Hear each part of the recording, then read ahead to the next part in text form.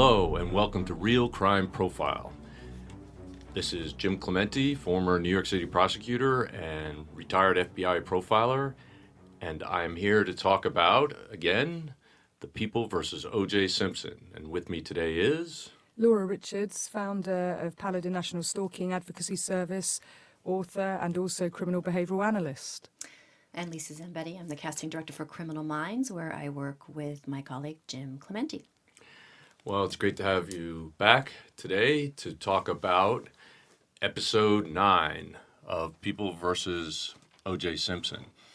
Now, the title of this episode in the series is called Manna from Heaven, and that will be basically the statement that the defense makes when they find out that there are actually absolutely horrific tapes of Detective Fuhrman being not only racially bigoted, but misogynistic as well. So we'll be getting into this episode right from the start. And I think the first thing that happened in the episode was an example of what I've been talking about the defense team. That is, they showed an exercise video of O.J. Simpson that he had recorded just a few weeks before the murders. And this is after the defense presented an expert who basically alleged that O.J. Simpson was so old and so battered that he could no longer actually even barely walk, much less do the physical actions necessary to kill Ron But Goldman. the doctor likened him to Tarzan's grandfather, due apparently to his arthritis. Yeah, it was so bad that he couldn't do this murder. And then, lo and behold, you have O.J. smiling and dancing, jazzercising it up, even making really bad jokes, right, Laura? Yeah, I mean, certainly he's never one to pass up an endorsement opportunity and give motivational speeches, but what was left out of the series was quite an interesting joke that he made, which actually did end up being entered into evidence by the prosecution, which was him making a joke about beating up his wife. And, he basically turned around and said, "I'm telling you, you just got to get your own space if you're working out with the wife, if you know what I mean. You could always blame it on, working out." So, even when he's making a video and, a public video, he's trivializing and minimizing and just making it something that's just very run-of-the-mill, which says a lot about his mindset. He's a shameless. I mean, he has absolutely no... he's almost like can't even understand why that's wrong. Right. No fear of the consequence. Yeah, we'll definitely get into that later when we see his statements and interviews after the trial ends. But the thing that I was really thrown by in this, or actually I guess I should have expected it by now, but the fact that there's absolutely zero consequences to the defense for putting on an expert, a quote expert in inverted commas, as Laura would say, who swears to tell the truth, swears that he's a medical professional, swears that O.J. could not have physically done this, when in fact that's a complete and bold-faced lie. There is absolutely no way that is a truthful statement. There's no way that they can actually back that up, but there are absolutely no negative consequences to the defense from putting this liar on the stand. it's basically perjury, right? Right, this guy was not charged with perjury, even though, literally, at the same time that O.J. supposedly was being examined by this guy, he was doing these jazzercise videos. Come on, it's ridiculous. It's just outrageous. But they get to lie and do whatever they want, and they are completely unaddressed by Judge Ito. It makes a mockery of the whole process, doesn't it? It is. If you're going to, demand justice from the system, honesty from the system, you have to put in the same thing. It's so hypocritical to not put it in. The system should be just. The system should be honest. The system should be unbiased. But it certainly doesn't help when you actually abuse the system, lie manipulate to things. Manipulate things. And boy, this episode is filled with manipulation. So I guess we should move on to the second part. Basically, I called it sort of Darden versus Cochran this episode, because there was a lot of that sort of back and forth between the two of them. I think from my perspective, it looks like Cochran is doing it totally for show, but Darden seems to really feel passionate about what he's arguing for, whereas it's sort of like snickering behind closed doors with Cochran. But I think the fact is, in reality, Cochran is very effective. He's a great public speaker, he has to know the law to do the legal part of it, but not every lawyer has the verbal skills and the audacity even to do and say the things that he's done in courtroom and outside the courtroom. That's a whole nother story in this case. Yeah, well, Darden's just going, shooting, a straight line and going for the truth. And I guess that harks back to what his, father said to him, that it's going to be a very messy battle and don't get caught up in it. But he feels morally, bound to do the right thing. So, he calls Cochran out with quiet dignity, in inverted commas. Mm-hmm. That's what Jeffrey Toobin said, and he talked about it creating a huge amount of problems for his family and for himself when he makes it about, Darden and race. Right. So that's the whole thing. This, I think, was a deliberate strategy, certainly proposed by and executed by Mr. Cochran. The show, at least, makes it appear as though Shapiro did not want to play the race card, as it were, but I'm not sure how that actually played out in the real world. But I definitely believe, there's a scene in here where he fights against them wanting to go down and getting the tapes from, I think it was South Carolina, Yeah, we had the ego fight going on. Right. And so he wanted to go, but at first he was fighting against it. And there were people on the dream team. So it's North Carolina. Yeah, so it's There we North go. Carolina. North Carolina, sorry. I was just in South Carolina. That was my mistake. I was at Fort Bragg this past week. But that there seemed to be some dissension scripted into this show about whether or not they should even try to get these tapes. Well, I believe that everybody on the defense team saw them literally as a gift from heaven, and I don't think anybody would have fought against any attempt to get them. Here's the problem, though. What actually are these tapes? What do they actually depict? The other thing, Jim, actually, which is interesting, because manna from heaven wasn't Cochran's phrase. That's not what he used. And it was actually, he described the tapes to the judge of saying that the tapes are just like Lay's potato chips. You can't put them down and you can't just eat one. And he said that there was almost mystical joy in the tapes' discoveries. But I like the title, Manna from Heaven. Yeah. And of course, it's a hark back to Making a Murderer, the hand of God again. Mm-hmm. But certainly they had some luck with this phone call, of discovering these tapes in the first place from the screenwriter, Laura McKinney, who had used Fuhrman as a consultant, in inverted commas, for a screenplay that she was working on about women police officers, which obviously ended up as 13 Hours, known as the Fuhrman tapes. Right. And here's the thing. Was Fuhrman, first of all, let's all say this. These tapes are horrific. They're offensive in every way possible. As human beings, as a former law enforcement officer, as a former prosecutor, as a person, they're offensive in every way. And the fact that he was bold enough to say these things while he's being recorded just shows his arrogance. It's like OJ, just like OJ, yeah, shameless, yeah. as well as his bigotry and racism and probably a dozen other things. But the fact is that he was talking to someone who was writing a screenplay. Was he actually telling the truth in these tapes? Was he actually recounting real events? Or was he boasting to a screenplay writer so that he could be involved in this whole Hollywood process? I don't know. It's probably somewhere in between. What do you think? Well, I think it's a really good point. And, and certainly when you track back to those incidents or the things that he says, many of them didn't happen or they happened in a different way. So the corroboration, it certainly looks like embellishment.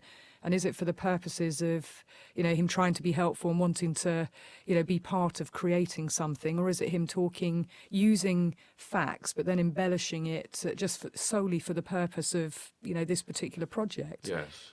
I don't know, but it certainly seems interesting that, he's borrowed some of the facts and then has put a lot of other things on top of it, that those things didn't really happen the way he describes. But whether they did or happen or not, it certainly goes to his state of mind about his opinions about Absolutely. these people. I mean, whether he really did those things or not. Right. It absolutely does. And again, he is a despicable human being and certainly had no right ever being a cop and should But I never. want to lay the marker down on, it's not just racism, it's extreme sexism as well. Right. And I do think, a lot of the times we miss out the sexism in these conversations and we look at just one part of it and make it one-dimensional. But actually, he was misogynistic, he was incredibly sexist, the things that he said about women, and that has no place in any workforce. Absolutely. And so we should get into the issue that sort of ruled the day in terms of misogynistic statements by him, and that was about Judge Ito's wife. And the fact that there are offensive statements against Judge Ito's wife, and the fact that Judge Ito's wife had risen to a rank in the police department where she was in a position to reprimand. Well, she was one of the highest ranking women in the LAPD at the time. Right. And she did reprimand Fuhrman in the past. However, when she signed her disclosure form at the beginning of the case, which allowed Ito to be actually confirmed to do this trial, either she forgot about Fuhrman or she deliberately didn't want to disclose that. She didn't want to get her husband disqualified for this case. And the way the drama showed it was, there was a pause over her pen as she was looking down those significant witnesses. So it almost intimated, or it was a certain nod to the fact that there was something going on there, that she did know one of them. Well, she certainly had a responsibility to find out if she did. Not just know him, but actually reprimand him in the past for improper behavior. And so the fact is that the fact that she didn't do that actually created a tremendous problem and a conflict of interest for Ito, and I believe he should have declared a mistrial at that point. There's no way that what happened, the fallout from that, I mean, it even gets more absurd. It's just outrageous what he did right after that, but we'll get to that in a minute, because I don't want to just, drive by this issue of his misogynistic statements and his behavior, because the fact is that he was pissed because she was in a position of power over him, and he didn't think that women should be. It's so, incredibly wrong. It's so much the kind of bias that creates situations where people who are in law enforcement take advantage of other people because of their position of power. It is exactly why people in a position of power should not be people who have biases and racism and ego problems, real big ego issues, or sadistic issues, for example. Hello, it's Jim Clementi and Francie Hakes with a special message about a new show that I'm hosting on Wondery called Locked Up Abroad. In each episode, people tell their harrowing stories of being convicted of crimes and jailed in foreign lands, or kidnapped and held hostage in war-torn countries. These are definitely worst-case scenarios. They're truly frightening situations. Yes, no best cases here. But it is fascinating to hear how they manage to survive these ordeals. In the first episode, Midnight Express, Billy Hayes tells us about being imprisoned in Turkey for smuggling hashish. Oliver Stone even made a movie about it. But that was the movie. This is the real story. I even had the chance to interview Billy Hayes recently, and he told me the whole story behind the story of how he escaped a Turkish prison. He even told me that he went back to Turkey years later.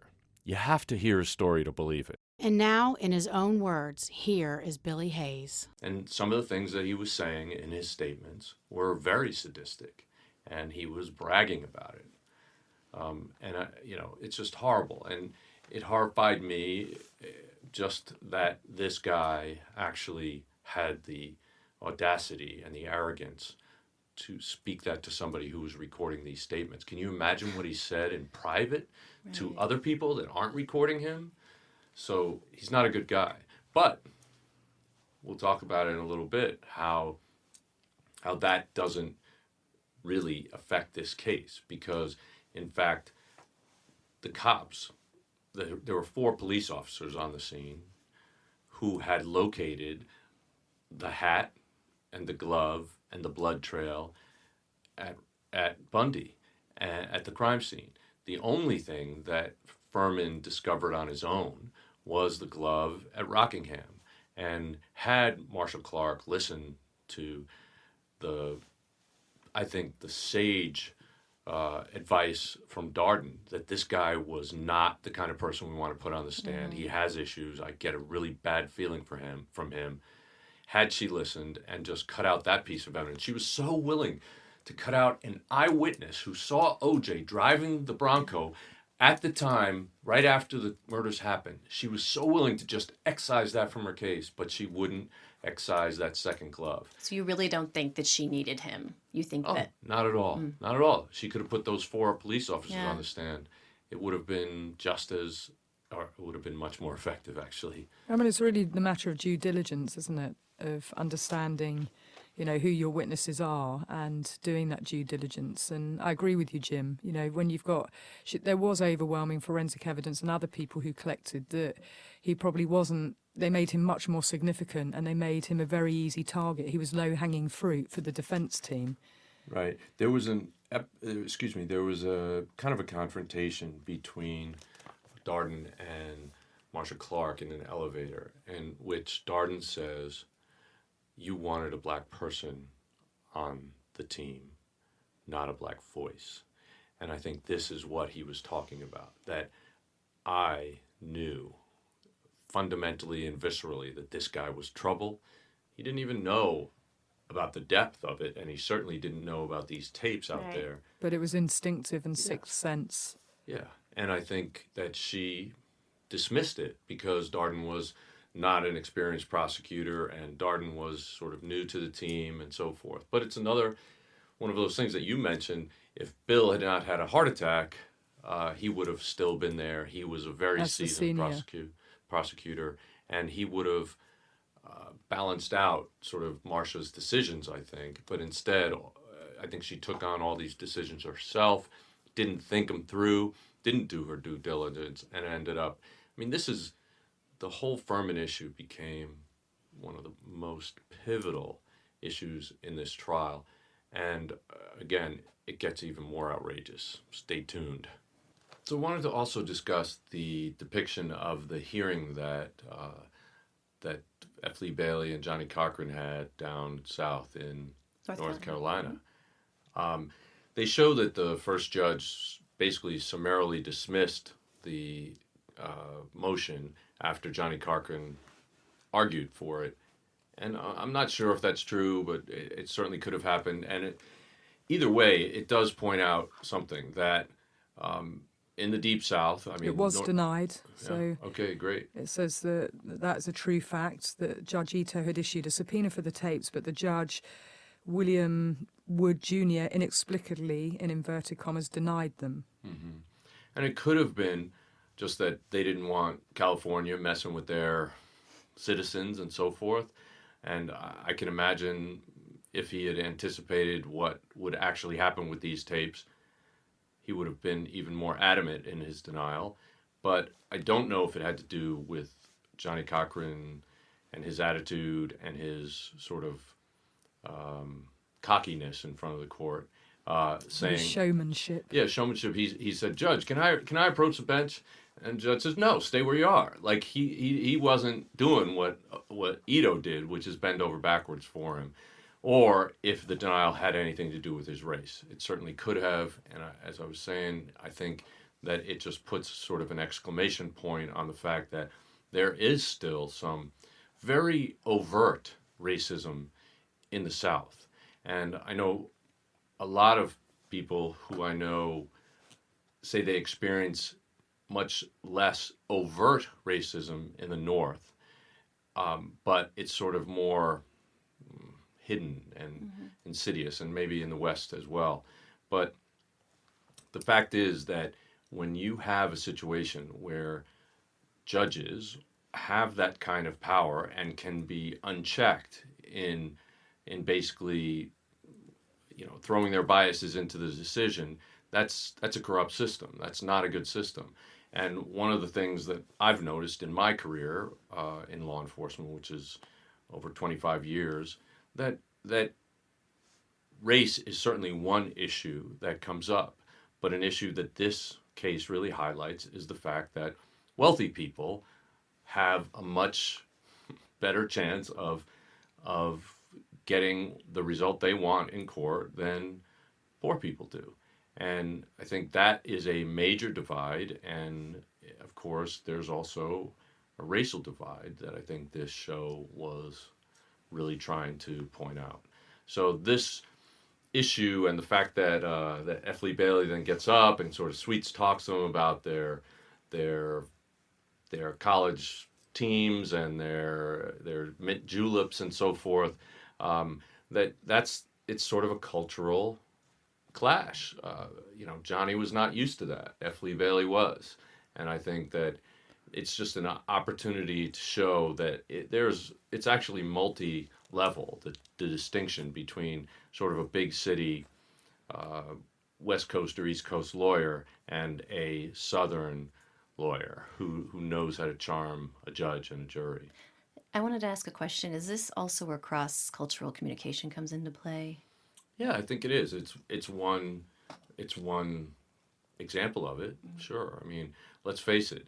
If F. Lee Bailey hadn't had a tremendous amount of experience working down in the South, he may not have known how to sort of sweet talk, in this case, the appellate panel into granting his motion. But the fact is that he was used to working in the South. I'm sure he didn't know it instinctively until he had an opportunity to work there and get to see how some of those lawyers were.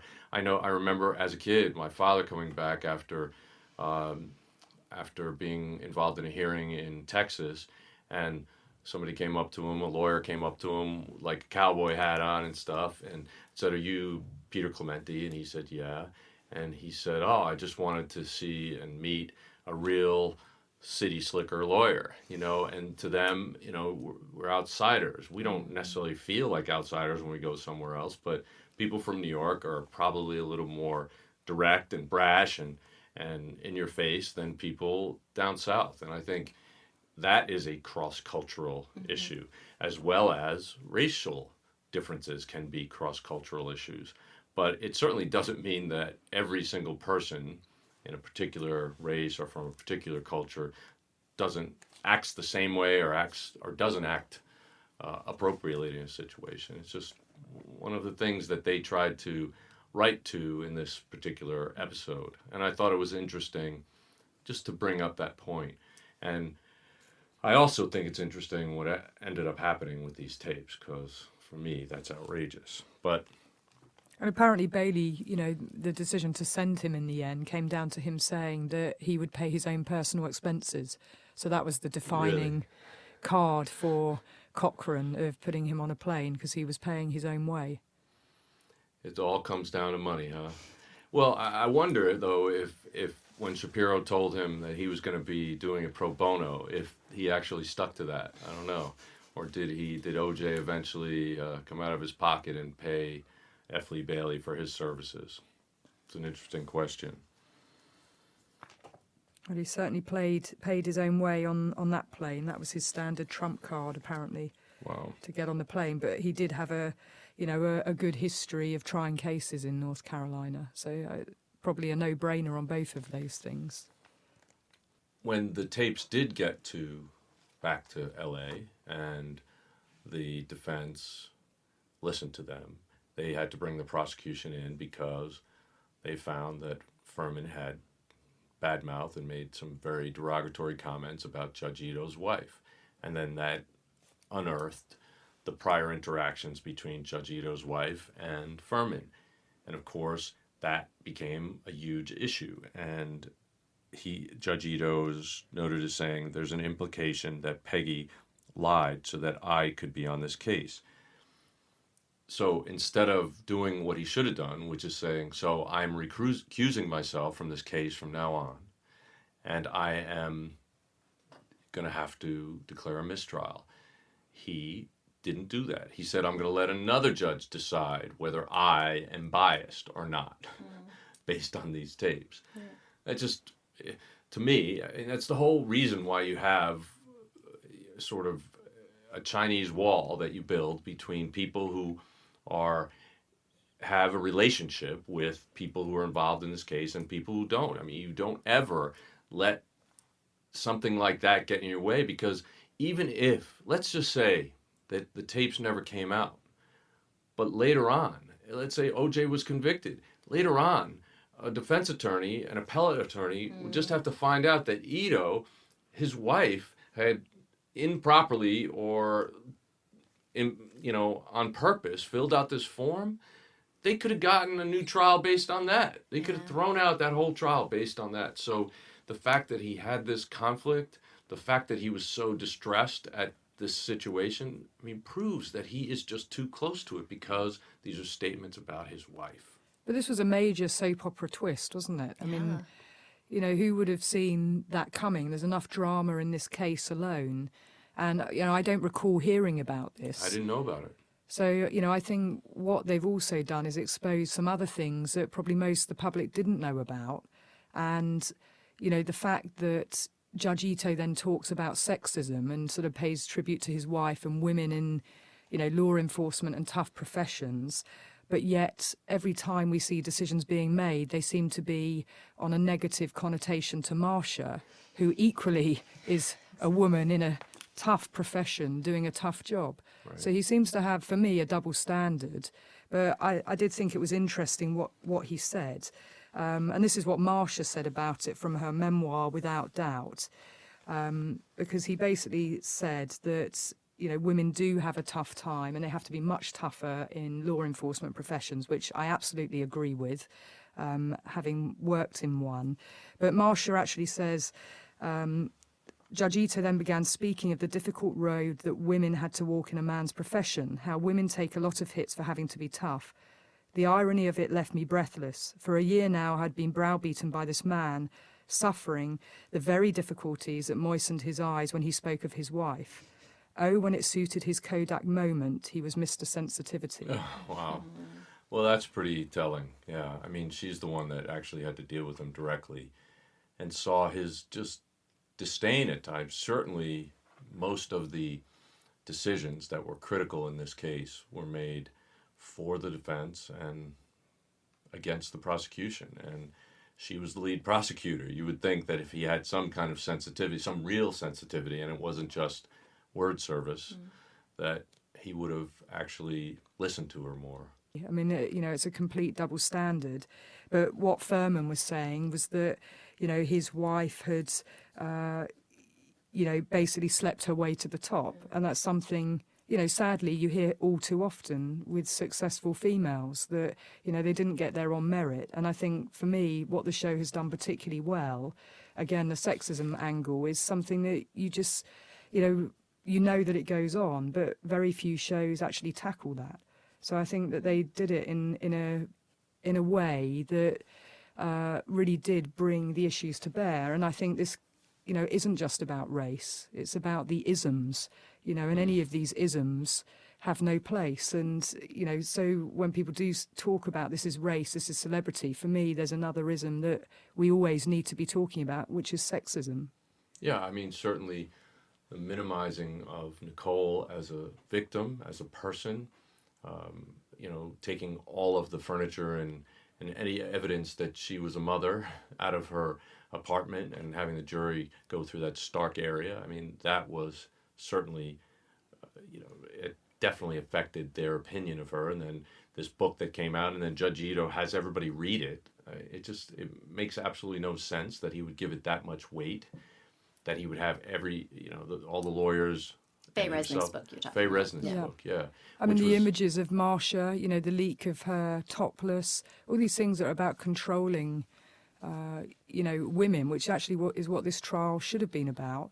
And yet here we have, all these examples peppered throughout. We talked about the Marsha episode. Right, I mean, It's just focusing on her hair and her style and her dress, I mean, it's just outrageous. I mean, how could you possibly legitimately, as a news service, cover that kind of crap? I mean, it's just well, ridiculous. sadly, it's all there to undermine, and we know who was peddling it Yeah. because it's there to undermine her as a person. It's very personal. It's not just professional. It's a very personal attack. And it also gave the general public license to treat her a certain way. I think they depicted that she was shopping. This is like something that really happened, and buying feminine products. And the cashier was like, "Oh, is it going to be a bitchy day in court today," or something to that effect. I mean, really, it's Yeah. just unbelievable. But Jim, I did have a quick question. I don't know if it should go here or not. But as far as Fuhrman goes, the minute that he sees that Ito is the seated judge for this, shouldn't he be? Of course, he should be recusing himself because he knows that he worked for the wife. And isn't there a punishment for him for not? No, a cop can't recuse himself from if he gets called as a witness. He's getting called by the prosecution. He doesn't make a decision to go into court. But if he has disclosed it, right, sorry, yeah. right. So he would have to disclose it to the prosecutor. He didn't do that. Right. Right. So it's just not. All I'm saying is the timing of it. He can't do it like in court. He can't just say I'm recusing myself. But he had a duty to disclose that, of course, to the prosecutor. And had he told Darden would have been able to yell and scream and shout a lot more to Marsha about why we shouldn't call this guy. So he threw the prosecution under the bus by not disclosing that, and not disclosing the fact that he was a raging racist and sexist, and probably a bunch of other ists. I would say every ist is probably present in, You're probably right. You're probably right. sadly. So one thing that really made me mad was the fact that Johnny Cochran took it upon himself while Judge Ito and this other judge were deciding their motions on the Fuhrman tapes to call a press conference and to get out a bunch of African American leaders to express outrage and demand a federal investigation. Doing this publicly, if he had actually wanted to get a federal investigation done, he could have easily called up the FBI or one of the other federal agencies and gotten an investigation started. But what he wanted was to influence Judge Ito and the other judge in making the determination on this motion.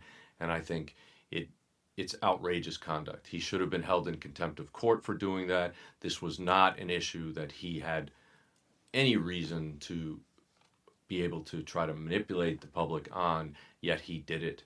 And he did it in a way, the way they depicted in this show, when he saw the social unrest that it was causing, he was very happy about that.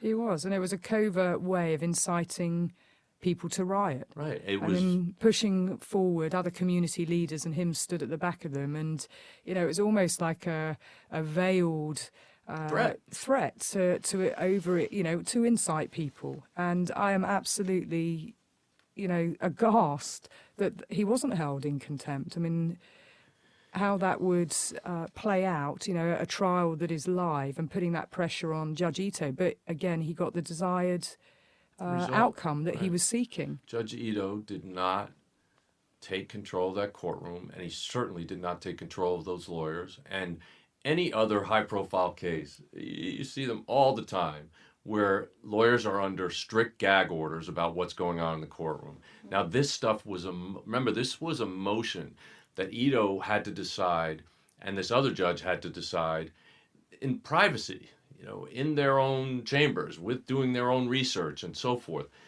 But instead of allowing the justice system to work in the way it was intended, he decided that he was going to tell the world about it. As a result, Judge Ito made the most asinine decision that he made in the whole trial, as far as I'm concerned. Oh no, there's one more. Oh, is there one another? more decision that Judge Ito took, which we'll yes, get there to, would be. which Well, for me at is the this part of- showstopper. Right. In this part of the series, up to this point of the series, it was the most asinine decision. And that was, he decided that although he was only going to play a few sentences from these 13 hours of tapes, of Fuhrman tapes, for the jury. He was going to play in the courtroom for the public and all the news agencies the entire 13 hours of the tapes. So they took 13 hours and they played all these tapes to the world. Now think about this. They got a subpoena that a judge initially denied in North Carolina, and then an appellate judge said, okay, you can have these, Judge Ito's, for review to determine if you're going to put them into evidence. Nobody gave him the right to play these to the world. This is somebody's intellectual property. She's a writer. This is her story. Right. She was actually trying to sell these tapes to somebody. And he ripped that out. That's illegal. He cannot do that. And yet he did it. And this is why I said this might be why the judge in North Carolina denied the motion initially, because these are hot topic tapes and his citizen owned them. And to give that property to a judge in California where he then lost all control of it, and Judge Ito then to make a decision that these are basically part of the national, what did he say? The national interest or something? I mean, absolutely not. It inflamed the national interest. But if he actually wanted to do something good with these tapes, if he thought that these tapes showed corruption in the Los Angeles Police Department, what he should have done is notified the court in North Carolina that he was turning them over to the FBI for an investigation. But instead, he plays them to the world. He has no right to do that. Just absolutely no right. And if I were that woman who got these tapes taken from me, I would have sued Judge Ito and the California justice system for millions of dollars because... But she didn't want to be a part of it Right. to She didn't start want with, them at did all. she? Right. She didn't want She them wasn't cooperating. used at all. No, she wasn't cooperating with giving the tapes to the defense. But she was actively trying to sell them other places. That's how people found out. That's how the investigator for the defense team found out about him, as far as I'm aware. And so the fact is that they stole these tapes from her and published them. It's like you're writing a book and Judge Ito decided to publish it, take it away from you and your publisher and publish the book. It's just outrageous. So, I mean, I agree with you, Jim. Playing that in court, means that the whole world hears those things. And it's not the fact that the jury aren't there, because, of course, they're being visited by their family and by people, I think on every Friday. So that information would still find its way, potentially, into the jury domain. Right. This trial took place over 9 months, so there were a lot of family visits and information. You can't prevent that from happening. Now, the rules are that you're not allowed to. You can try to, but you can't actually do that. But so Judge Ito allowed 3 sentences that demonstrated that not only was Fuhrman lying when he said he never used the N-word, he also was lying about what he would do or wouldn't do in order to... And his prejudicial and racist views, and that's what was played in court. So the jury never knew about Ito's conflict of interest at all. That was not even... They didn't know the detail of it because those discussions all happened when they weren't there. But of course, I have to say I wasn't aware of it either. I don't think many people were aware of those things. And that's the good thing, actually, about the dramatisation of this show, if there is something good about it. And as I've always said, there's not enough about the victims in the show. And certainly, in terms of them raising issues and the drama of how it's played out, it does have a place, and it has started dialogue, on these really important issues. So I think that Ito bent once again over backwards, allowed Johnny Cochran to create a firestorm around these tapes with the specific purpose of influencing Ito's decision.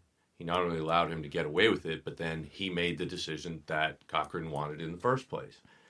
So it's just, it was never an issue of national concern until Johnny Cochran made that sort of almost threat to riot if they weren't played, and if it felt like the sword of Damocles to me. When for Judge Ito, it felt like the sword of Damocles, who was being given an ultimatum, effectively.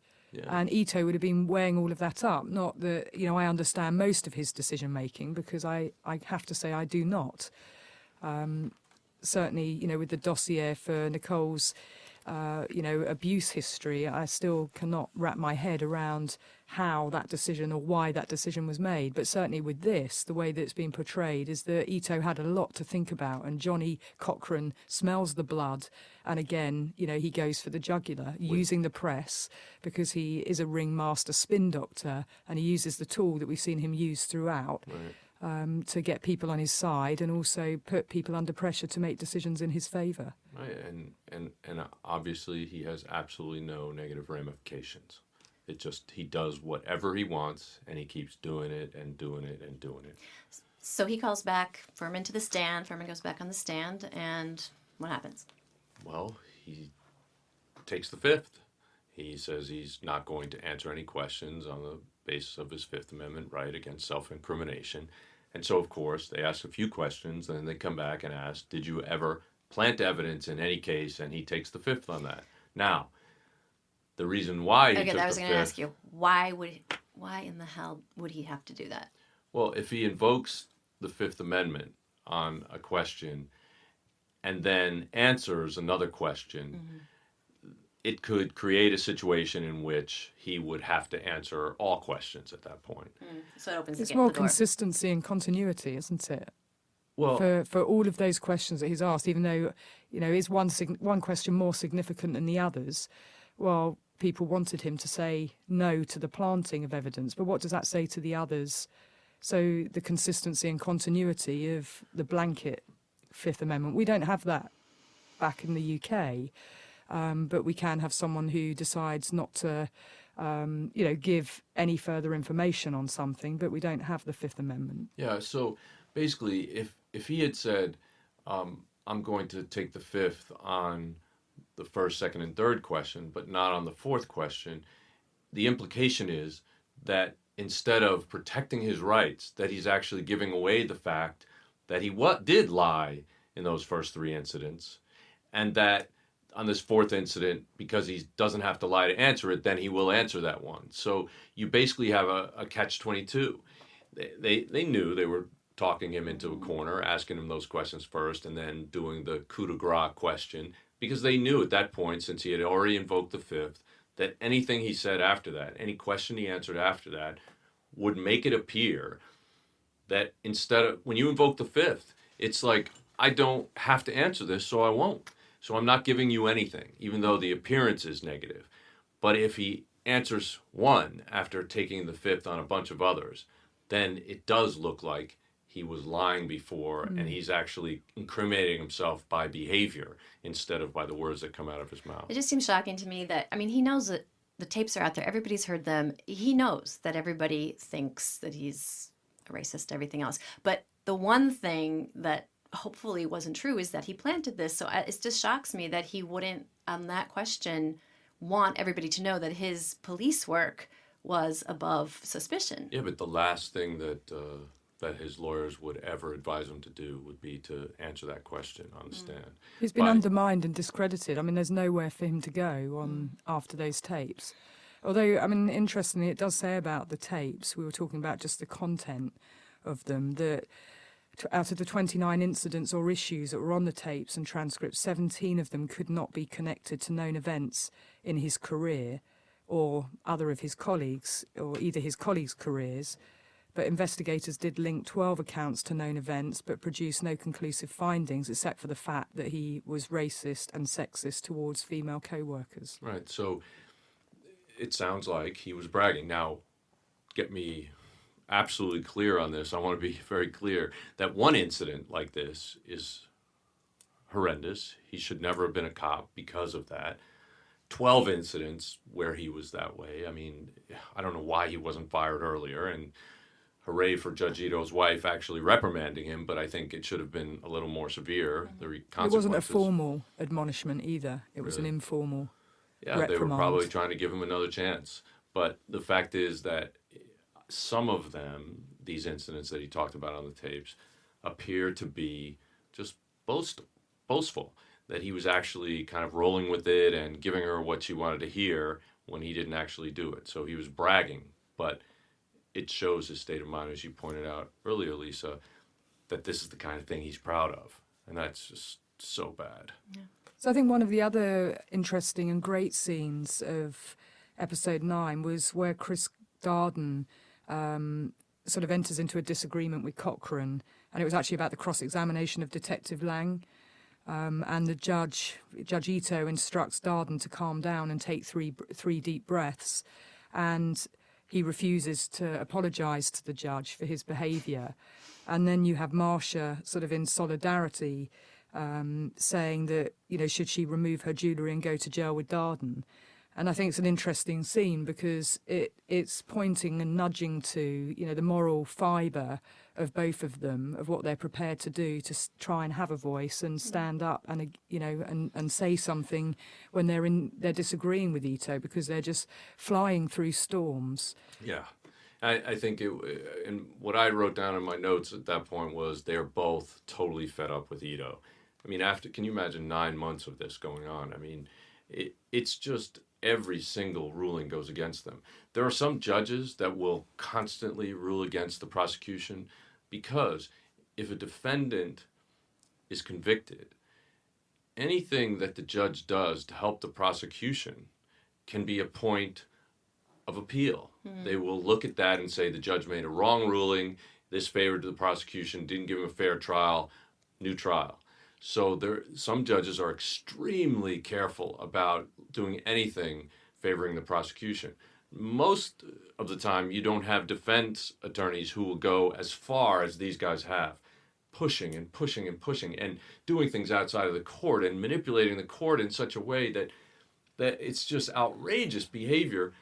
In this case, Ito let all of that through and made most of the decisions in favor of the defense. I mean, the storm's in the courtroom, but it's also outside of the courtroom, and there's seemingly, nothing that they can do to manoeuvre themselves.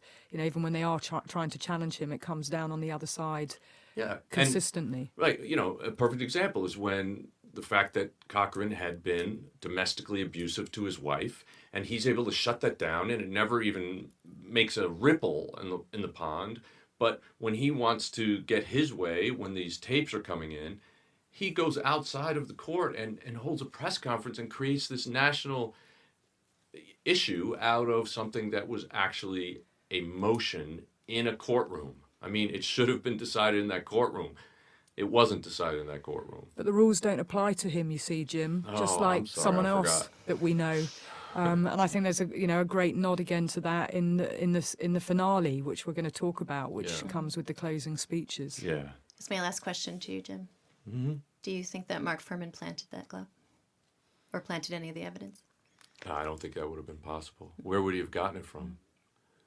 I mean, you can't. I mean, honestly, where would Fuhrman have gotten that glove? Right. Are you saying he picked it up at the crime scene? I'm just. No, the glove, the blood. I mean, that's all of that's a rhetorical question. Mm-hmm. Do people believe that he found it at the first crime scene and said, "Hey, I'm going to take it and go to OJ's house, just in case OJ is there, and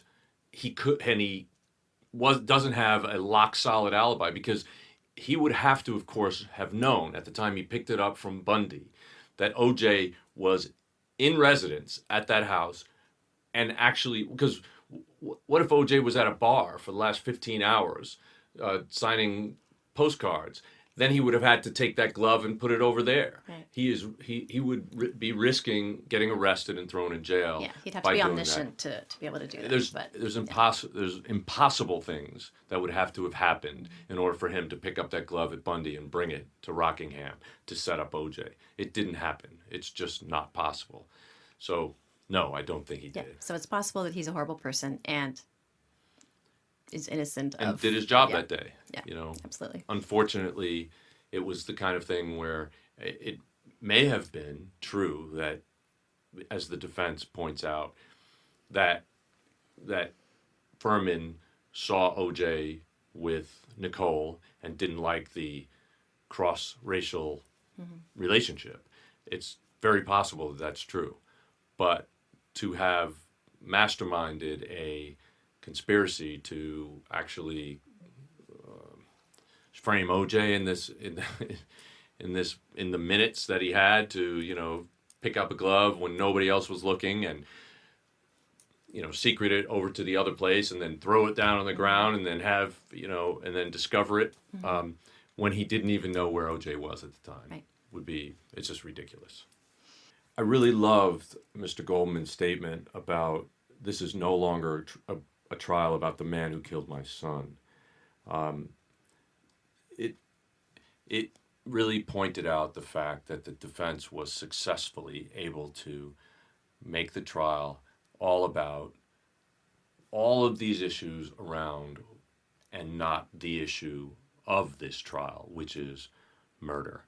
And most likely first-degree murder, because it would have taken some planning to do this, particularly, as we'll talk about later, if we think the way that it went down. I mean, we've discussed some of it, but it would have taken some planning, which would have made it premeditated murder. So the fact is that I still believe that Mr. Goldman and his daughter were very present reminders. I remember during the actual trial itself years ago that when they did give infrequent press interviews, or when they were seen coming in to the courtroom and going, you saw that deeply ingrained grief in their faces all the time. There was no acting, there was no joy in their life. There was all just pain and grief, and so many instances throughout that trial where they were just slapped in the face over and over again. I think it must be one of the hardest things, listening to a trial that's about your loved one and them not featuring it in it at all, and seeing all the grandstanding, seeing all these arguments that have been, brought up to create distraction and deviate from the real matter. And that's certainly what we see the defence team doing. And some might say they're doing their job. But actually, it still remains there are two people who lost their lives. And when those issues aren't being talked about, but everything else is, therein lies the major problem and the problems with the criminal justice system, which still stand. These are not new things. They're not things that are no longer current, sadly. These are things that we still see every day. So there's still a lot of things that need to be tackled in the way that people behave at trial, and evidence that, certainly forensic science has come a long way. And, we're going to talk about that some more because, when we think about reasonable doubt, most of the time, yes, you can have cases that are built on circumstantial evidence, but now most of the time lends itself to forensic science. Yeah, there's the whole CSI effect now. CSI would never have made it. The show would never have made it at the time because basically the standards and practices of crime scene investigation, collection of evidence, were not very standard. And obviously the mistakes that were made, the issues that happened in this case had been repeated hundreds of thousands of times across the country, but the defendant in those trials didn't have 10 high-paid lawyers fighting their cause, and so they went to jail based on, even with these poor forensic collection techniques. So this case actually did have one positive effect, which was it started a very rigorous training and execution practices for crime scene investigation, evidence recovery. I think the FBI had been doing it for years at that time, but not every small jurisdiction in the United States did. I think this, 9 harked back to what Darden said, which is, it's about storytelling and it's how you tell your story. And, does it really come down to that? Well, it appears to. It appears to come down to who's got the best story or the best narrative. But what about that thing called the truth? And that's what we opened with on this particular episode. And the truth just seems to be, again, a footnote. Maybe it didn't even make the footnote. Right. It's about creating, other stories and other narratives so that people are so blindsided they actually forget what they're there deciding upon. I think that's absolutely true. Yeah, we just had to, put up with the fact that the defense gets to do whatever they want and the prosecution is limited. to the truth. Obviously, there were dozens and dozens of instances and press conferences and manipulations on the part of the defense the prosecution didn't engage in at all. And that is generally how it's done. And Judge Ito could have controlled this case by demanding that nobody on the defense team actually participates in any press conference about what's going on in this trial until after the trial's over. It's done thousands of times across this country, and it should have been done in this case. There is one positive note in this episode that I think Laura probably will want to talk about, and that is the fact that Marcia, during the course of this episode, got full custody of her children. It just shows that she had her hands full, not only with this trial, but her family as well. I mean, it certainly did. I think it showed a number of things, and I think they did it particularly well. That one, you know, when you're in this kind of profession, you're doing this work, just how all-consuming it is. The personal life takes a backseat. That even though she's dealing and juggling with so many things, that, you know, when she's told that the verdict is out, she is confused about, you know, what the woman's talking about. And then she says, you know, in your own case. And you can see that it's sort of on the priority list, probably number, you know, 15, because she's juggling so many things. And then when she finds out that she does get custody, she's hugely relieved. But the way that it ends, you know, it's almost just it's a very sudden explosion back into her personal life.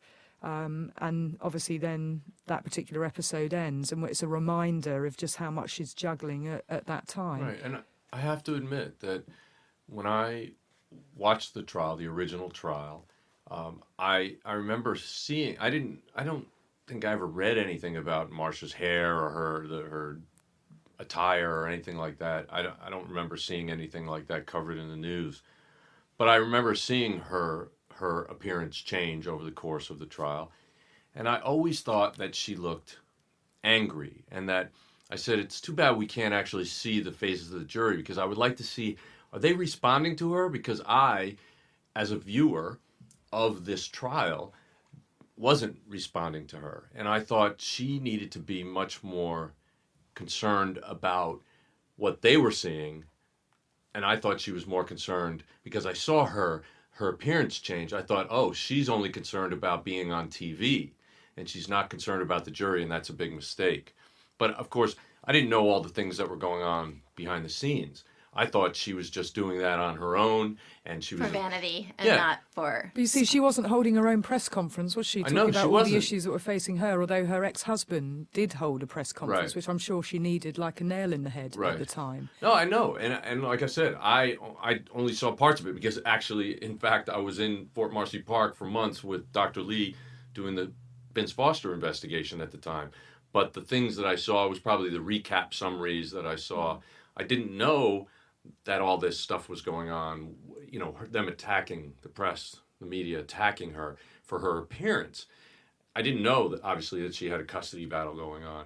But now, when I look at it in retrospect, knowing all the things that she was juggling, I do respect her tremendously, because it would have been a lot easier for her to just bow out gracefully and just say, I'm not doing this anymore, I can't do this.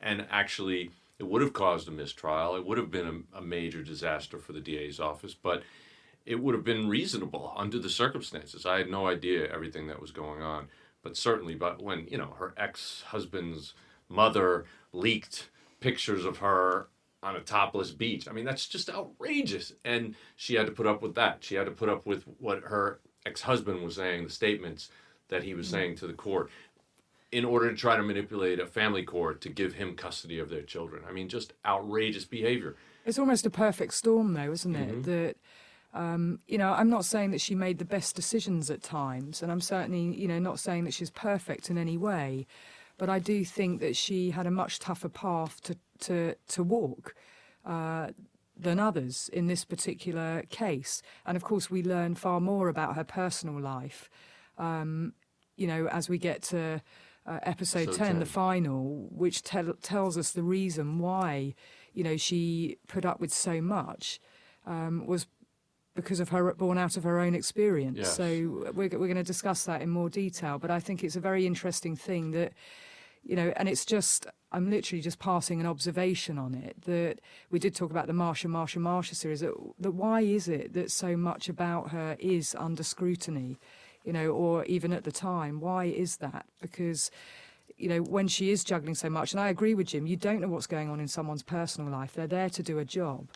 But, I defy anybody to deal with the things that she was dealing with and still being able to walk into court and still give the performance of her life. I mean, it's a tough call. Whereas you've got Cochrane, who's, the polished showman, but he's got a team of, other experts working with him. And the pressures seem, yes, he's got pressures, but and they come to bear a little bit when the domestic violence incident comes to light. But he's Teflon. I mean, he just manages to brush it off, and people allow that to happen. Right.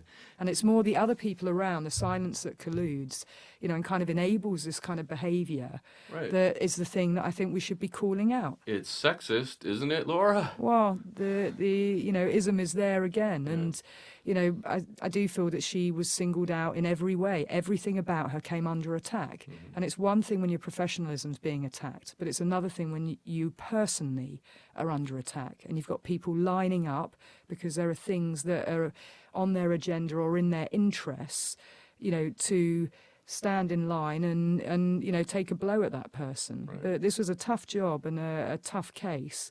But of course, they did have overwhelming evidence too. But some of those decisions, that were made, I do query, because the domestic violence history and context should have been right up front and centre stage, with the victims right in the middle of it. And, I'm not sure that, in fact, I know that was not achieved. Right. So I'm not saying she's perfect in any way. Right, but certainly we feel that the fact that this was a ongoing pattern of behavior should have been forefront in this trial, because it does also help prove premeditation.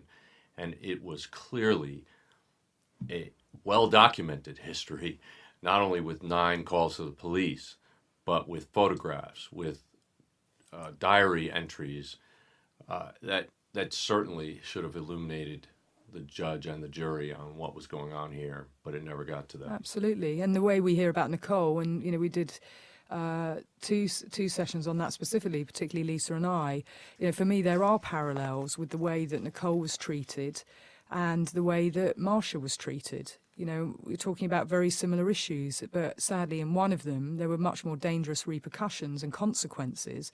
But you are seeing, control being exercised on Marsha, no doubt because of her gender.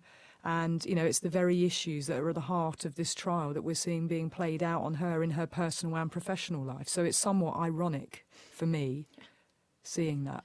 So, but I would like to thank everybody for listening, and I want to give a shout out to our new podcast host, Wondery. Yay! It's great to be one of their very first podcasts, original programming, and we are really excited about all the new technology and the ability to do so many more things and expand our podcast so that everybody can hear it. And we really thank all of our listeners for coming back for more and more and more. That's right. Thanks, you guys. Yeah, and please stay tuned because our next episode, we're going to cover the finale of People versus O.J. Simpson. Laura, do you have any shout-outs today? Well, yes, there was one thing that was on my radar, is that we've talked about lots of different shows that people should watch, and Lisa and I seem to be in sync in that, and certainly in other shows I've mentioned shows, but one of the things that I didn't mention was the book that I co-authored with 2 police officers, which was published in 2009, called Policing Domestic Violence, which was published by Oxford University Press. And, it's not just a book for police or law enforcement. It's much wider than that. There's lots of case studies in there, but it talks about what does an effective investigation look like, what should a call handler do, what's the good practice around working with victims, and also profiling perpetrators. Domestic homicide reviews as a chapter, children as victims as well, and so-called honour-based abuse and stalking. So it's all the good practice that was consolidated into one book. So I completely forgot that I should mention that, so I'm going to mention it Glad you did. and recommend it. And Lisa? Nope, I don't have anything this week. Go ahead, Jim. Thanks again, and we will be back with another episode of Real Crime Profile. Take care.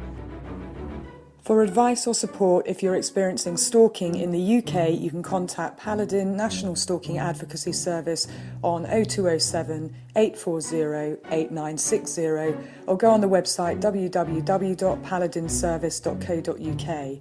If you're experiencing domestic violence, call the National Domestic Violence Helpline free phone 0800 2000 247. In the US, if you're experiencing domestic abuse and need advice, shelter, safety or counselling, call the Genesis 24-hour hotline 214-946-4357 or go on the website www.genesisshelter.org, or you can call the National Domestic Violence Hotline on 800 799 7233.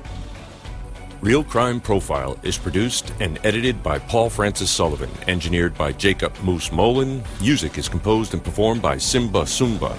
Logo art by Rob Cohen. Real Crime Profile is produced and recorded at Empire Studios LA by XG Productions. Real Crime Profile is distributed by Wondery.